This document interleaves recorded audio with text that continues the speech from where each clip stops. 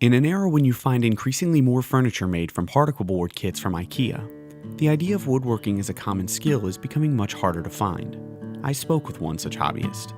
Dixon LaRosen is a sales rep for a major metalworking tools company and lives in the very Texanly named Gun Barrel City. When he and his wife remodeled their home on Cedar Creek Reservoir several years ago, he did a large portion of the finished work himself. I asked him how common it was to have this kind of knowledge outside of being a professional, and did he personally know anyone else like himself?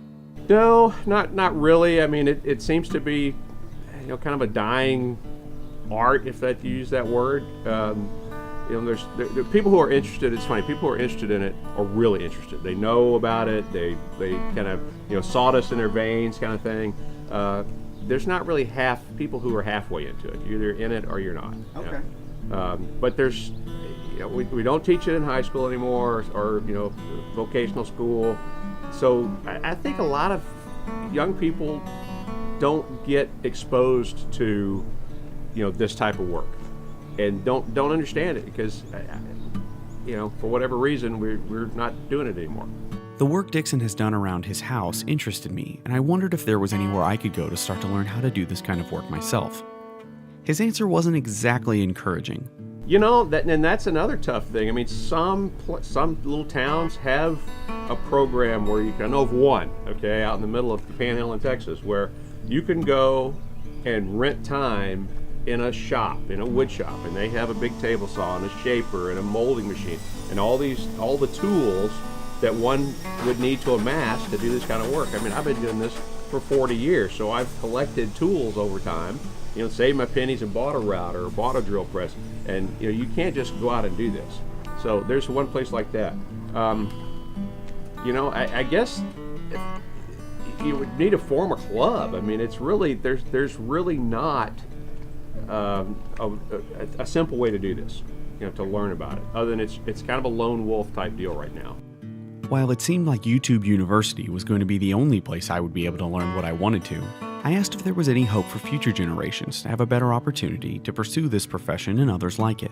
That's when Skills USA came up in the conversation. I had never heard about this program, and so naturally I asked about it. Skills USA is a vocational type tech educational program.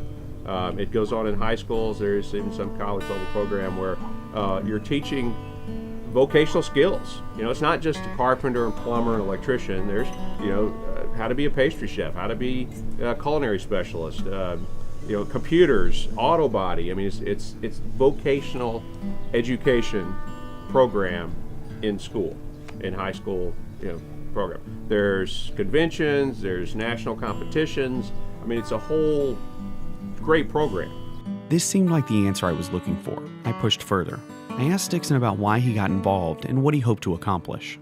I got involved because I personally feel like we have a extreme shortage today of job or vocational people, electricians. I know when we were remodeling our house, trying to find a quality journeyman or master electrician, a plumber. These positions were few and far between. And I got to tell you what, the people who are doing it well are making bank. I mean, it's huge. Just what you can do with like anything else if you work hard at it. But I think in our country today, we're not seeing these type of positions as valued. We're seeing, I'm gonna be a lawyer, I'm gonna be a doctor. Okay, that's great, that's wonderful. But you know what? We need a good technical guy too. We need a great electrician. We need a good plumber. We need some good culinary people. We need auto body folks. You ever try to get your car fixed now? They don't pull the dents out. They go and put on a new panel. So that's kind of why I got involved in trying to help educate or help, bring that culture back to our young people. Our conversation ended on a bit of a high note. Up to this point, I had started to feel that the American Craftsman might be dying out. But hopefully Skills USA and other programs like it, such as the Micro Works Foundation, can help young people with interest get connected to quality training that will set them up for success in the future.